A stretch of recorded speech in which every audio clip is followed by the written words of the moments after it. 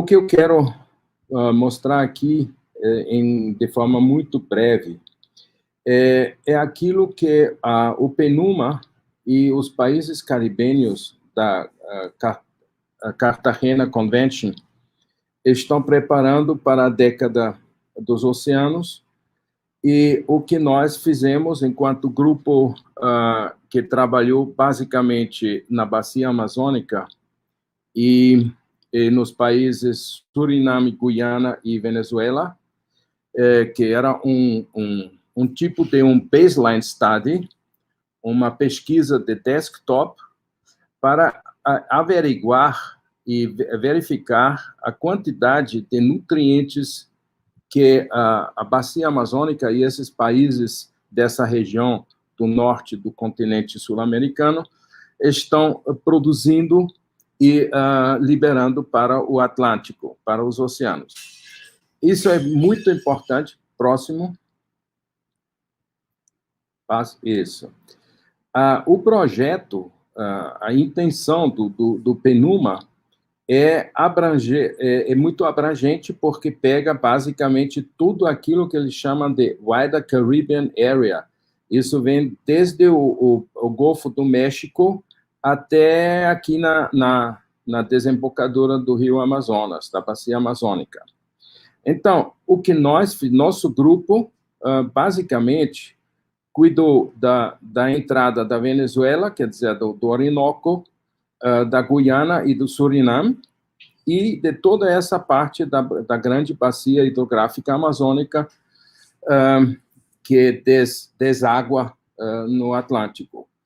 Então, o projeto, na realidade, foi a intenção do PNUMA de produzir um grande baseline study, porque não foram só nós que participamos, mas também um número bastante grande de instituições, tanto dos países caribenhos como centro-americanos, inclusive uns institutos dos Estados Unidos, um baseline study de toda essa região para saber quais são os projetos que precisam ser desenvolvidos na próxima grande década dos oceanos, em relação ao output e a produção de nutrientes que estão basicamente chegando aos oceanos de todas essas partes continentais.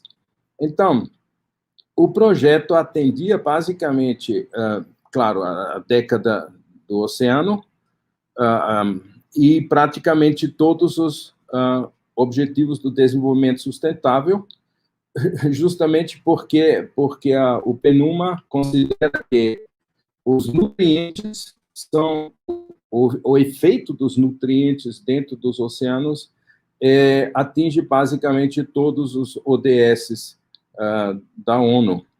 E, finalmente, houve um assunto extremamente importante, que é o problema do sargaço, a proliferação do sargaço, que está se acumulando, especialmente nessas costas aqui, inclusive aqui no Pará, nós sabemos grandes partes das costas de Salinas, já apareceram esse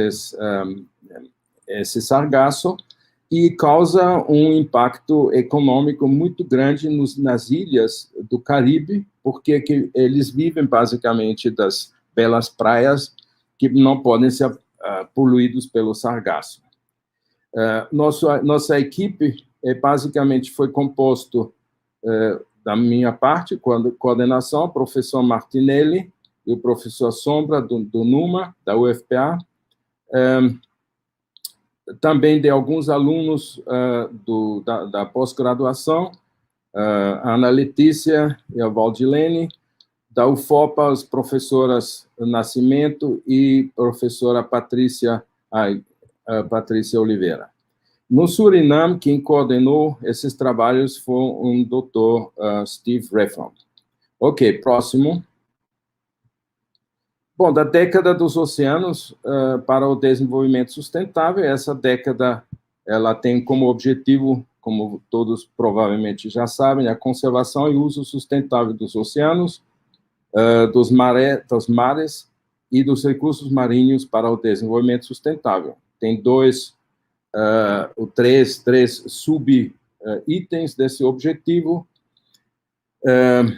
Até 2025, reduzir significativa a poluição marinha de todo tipo. Até 2020, gerir de forma sustentável e proteger os ecossistemas marinhos e costeiros. E, finalmente, minimizar e enfrentar os impactos da acidificação dos oceanos. Bem, próximo. Em termos de objetivos do desenvolvimento sustentável, como eu falei,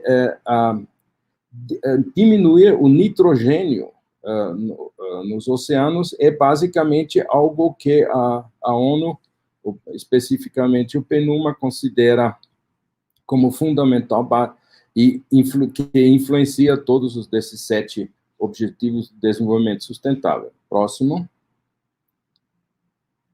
Bem, o que nós fizemos nesse estudo? Nós tínhamos, basicamente, três capítulos para investigar. Primeiro, os nutrientes produzidos domesticamente na bacia amazônica. Depois, os nutrientes produzidos pela navegação fluvial. E, finalmente, os nutrientes e os agrotóxicos liberados para os rios a partir do agrobusiness e da grande agricultura amazônica. Para iniciar, para estudar a carga de nutrientes de efluentes domésticos, nós escolhemos os 6 maiores subbacias da bacia hidrográfica e escolhemos cidades mais importantes, cidades e centros urbanos, e, a partir dos dados oficiais, nós calculamos quantos domicílios estão, basicamente, não tem nenhum saneamento e tudo tem só saneamento via open sewage, ou seja, sem tratamento aberto. E conseguimos perceber que conseguimos perceber que desses 52 centros urbanos estudados, que tem uma população aproximadamente de 7,4 milhões de habitantes, eles despejam aproximadamente 16,4 milhões de metros cúbicos de esgotos nos rios. O que, de acordo com estudos feitos na Índia, corresponde, no nosso caso específico aqui, a 984 toneladas por ano, 820 toneladas de nitrogênio e de fósforo, 279 toneladas por ano, em média. Tá? Isso deu um total cerca de 2,083 milhões de toneladas de nutrientes por ano, que são oriundos dessas 52 centros urbanos que nós estudamos nesses 6 grandes subbacias. É claro que isso são aproximações e mostram uma aproximação das quantidades que efetivamente podem ser contabilizados e podem ser liberados. Esse baseline study, ele indica para o PNUMA uma série de atividades que precisam ser desenvolvidas no futuro, quer dizer, na próxima década dos oceanos, vão surgir uma série de grandes projetos que vão entrar e pesquisar em cima e liberar projetos, né, em cima desses dados que nós estávamos juntando. Então, o próximo item que nós tratamos foi a carga de nutrientes liberados pelos transportes fluviais de passageiros. Isso é um assunto amazônico extremamente complicado e complexo, porque não tem dados e é muito difícil saber concretamente quantos poluentes e nutrientes estão sendo liberados pela navegação fluvial. Próximo. Nós encontramos, mas encontramos uma forma de ter uma visão aproximada, pelo menos daquilo que se chama transporte fluvial de passageiros, né? E aí, de acordo com a ABNT de 2020, conseguimos um dado que é muito semelhante, que pode ser comparado à produção de nutrientes e da contribuição diária de esgotos e lodo fresco dentro dos navios de passageiros. Então, nós fizemos essa pesquisa e encontramos que aproximadamente 50 litros por pessoa em 24 horas está sendo liberado dos navios de transporte público, de fluvial de passageiros, está sendo diretamente liberado para os rios. Próximo.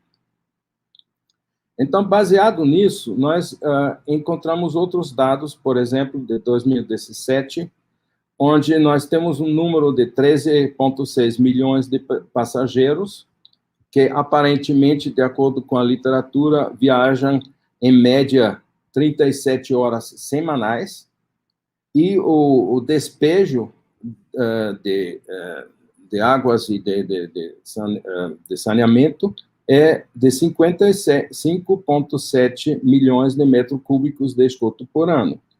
Então, isso também, utilizando os dados anteriores sobre dos despejos domésticos, nós encontramos que provavelmente os navios, o transporte fluvial de passageiros libera aproximadamente 9,86 milhões de toneladas de nutrientes nos rios da Amazônia brasileira. Bom, próximo. E os nutrientes e agrotóxicos liberados pela agroindústria na Amazônia. Isso também é uma questão bastante complicada, e os dados dessa pesquisa, que foi uma pesquisa, obviamente, muito mais ampla, foi publicada num livro, e que saiu agora, eu acho, no início do ano. Mas o que estou querendo enfatizar nesse projeto é que nós fizemos essas pesquisas não só na bacia hidrográfica da Amazônia, mas basicamente na Amazônia brasileira. E isso, inclusive, não deve modificar muito os dados, porque é claro de que os países, por exemplo, como Bolívia, Equador, Peru, Colômbia, etc., que tem parte da bacia hidrográfica, todos, em última instância, todos desaguam para dentro da bacia ou da parte brasileira da bacia amazônica. Então, em termos de agrotóxicos, nós fizemos uma separação de 3 tipos. O primeiro foi o glifosato, essa é uma questão extremamente complicada, nós não conseguimos os dados quantitativos. O glifosato é um produto extremamente tóxico e muito combatido por muitas organizações mundiais, especialmente na Europa, e, inclusive, muitos países proibiram o uso do glifosato, mas nós conseguimos, pelo menos, saber que na Amazônia brasileira, o glifosato utilizado custa em torno de 502 milhões de reais por ano. Ou seja, nós conseguimos saber quanto custa o glifosato utilizado na Amazônia, mas não sabemos exatamente como é aplicado nesse caso. No caso dos agrotóxicos, de um modo geral, podemos estimar que atualmente 32,21 toneladas de agrotóxicos estão sendo liberados pelo menos de acordo com alguns dados confiáveis de 2019. E em termos de fertilizantes, que é bastante interessante, por causa dos nutrientes, em 2019 também conseguimos um dado interessante de aproximadamente de 97 mil toneladas de fertilizantes que podem ser lixiviados e transportados para os rios. Aqui, nos agrotóxicos e nos fertilizantes, nós estamos estimando somente aquilo que é liberado e que pode atingir os corpos hídricos. Tá? Não é a tonelada, não é a quantidade total dos agrotóxicos e fertilizantes aplicados. É só aquela parcela que pode ser lixiviada e transportada para os rios. Então, eu acho que é o último, né? Próximo tem mais um. Alô? Alô? Patrícia? Ok, esse foi o último. O que eu estou querendo mostrar ainda, além do PowerPoint, é que o que é importante, o que estamos esperando agora, é que todos esses dados que nós produzimos de um lado e todas as outras instituições que participaram nesse levantamento, está sendo, eu acho que inclusive já foi publicado pelo PNUMA, num grande baseline study da área de Greater Caribbean Area, de toda essa área que eu mostrei no início do PowerPoint. Então, o que nós estamos esperando, como nos próximos anos, é a liberação e o surgimento de projetos que, de fato, não fazem como nós, simplesmente um desktop, senão verdadeiros projetos consistentes que pesquisam nisso a fundo, no campo, etc. Nós tivemos um problema também em 2020, por causa do corona, que nós não podíamos ir em campo em lugar nenhum, mas o que vai ser extremamente interessante é que, no futuro, nós vamos ter condições de ter projetos que conseguem efetivamente medir quantidades mais confiáveis de nutrientes e de poluentes que entram no Oceano Atlântico. A outra coisa que foi incluído, isso que me parece que o professor Martinelli já tratou aqui com o SEMAS, né, num desses webinars, foi o microplástico. O microplástico é uma outra coisa que é extremamente interessante. Nós nem imaginávamos que nós podemos encontrar microplástico no interior da Amazônia. Realmente é um grau bastante avançado de poluição.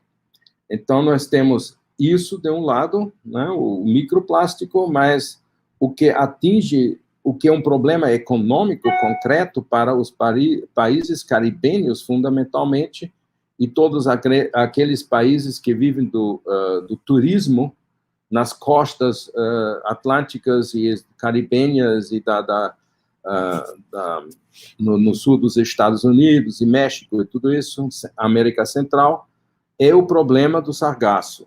E aí vamos precisar outros projetos no futuro para combater não somente ter uma estratégia para diminuir o impacto dos nutrientes nos oceanos, mas também projetos que indicam formas de utilização e de utilização desse sargaço, porque talvez ele pode ser utilizado por uma série de outras coisas que ainda não foi suficientemente estudado. Bem, isso foi o que nós vamos fazer e planejado pelo PNUMA, pelo menos, e pelo setor caribenho do PNUMA para a década dos oceanos. Muito obrigado.